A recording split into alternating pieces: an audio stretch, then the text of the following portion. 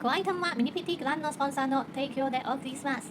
大家好，飛嚟到屯門畫室，我今日想介紹嘅就係德國嘅施德樓大戰日本30，想比較嘅就係佢哋嘅鉛筆啊，究竟邊個好用啲呢？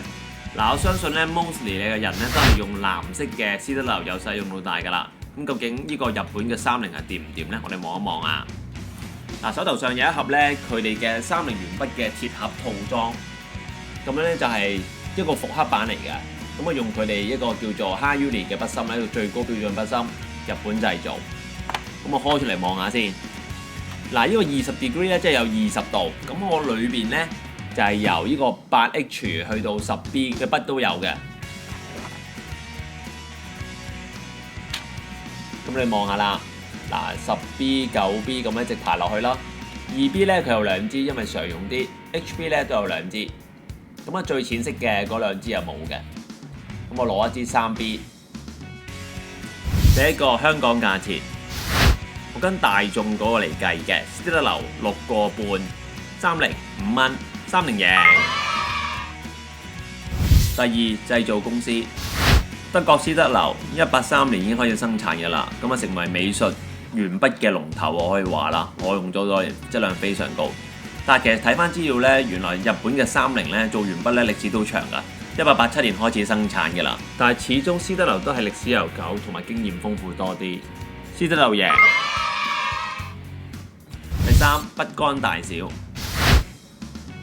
嗱，不嬲咧，我揸開施德樓嘅鉛筆咧，又唔覺得太大問題嘅其實。咁樣大家都會熟悉佢嗰個粗度嘅其實。咁但係我呢次係即係第一次用翻個30咧，你望唔望到啊？佢粗身啲嘅。都唔止 D 嘅，都明顯嘅。揸上手咧就，我男人手嚟計咧，我覺得30好揸啲喎。咁可能女仔嚟計就嗰個藍色，即係用翻施德樓細啲嗰個圓周咧就好啲咯。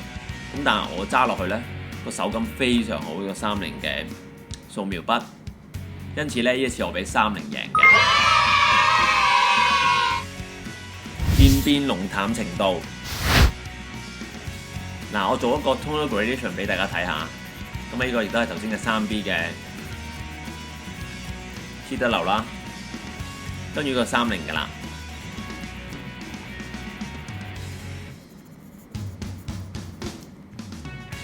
OK， 大家我拎埋啲俾大家睇下。佢哋嗰個 tonal gradation， 即係話嗰個漸變程度咧，我覺得差唔多一樣，我俾平手啦，我分唔到個分別。第五，化色程度。咁啊，素描筆我哋用完之後咧，睇下捽唔捽得甩佢啊，即係佢會唔會容易甩，同埋化嘅程度靚唔靚。我亦都唔覺得有好大差別兩個，我亦都俾平手佢哋。第六，擦掉程度。畫完素描畫錯咧，或者起光咧，我哋會擦。嗱，施德樓好容易出到。30咧擦落去咧有啲黐紙啊，咁我覺得要擦翻光佢攞翻出嚟咧，呢一樣嘢施德樓贏。第七，整體使用感覺。嗱，評分去到而家咧就係旗鼓相當。咁啊，究竟仲有分俾邊個咧？嗱，作為一個用咗施德樓20年嘅人咧，佢嗰個感覺我好熟悉得好緊要啦。佢筆芯咧就相對地比30硬啲。用出嚟個感覺爽啲嘅，咁但係30咧，我其實真係初次接觸嘅，佢明顯地個筆芯咧就比施德樓腍啲，亦都同時令到佢嗰個化色嗰個濃郁程度咧比較強啲。我最後嘅結論咧，我唔認為30係比施德樓差嘅。今日到此為止，多謝大家收睇。中意條片嘅朋友咧，唔該幫我 like 佢、share 佢，同埋 subscribe 我嘅 YouTube。我教嘅油畫班、水彩班、素描班嘅資訊，同埋有關健美術用品嘅詳細資訊咧，都下邊 YouTube 嘅基本資訊欄度咧，你揾到啲 link 嘅，咁你撳個 link 落去咧就可以睇到噶啦。唔該晒，下次見，拜拜。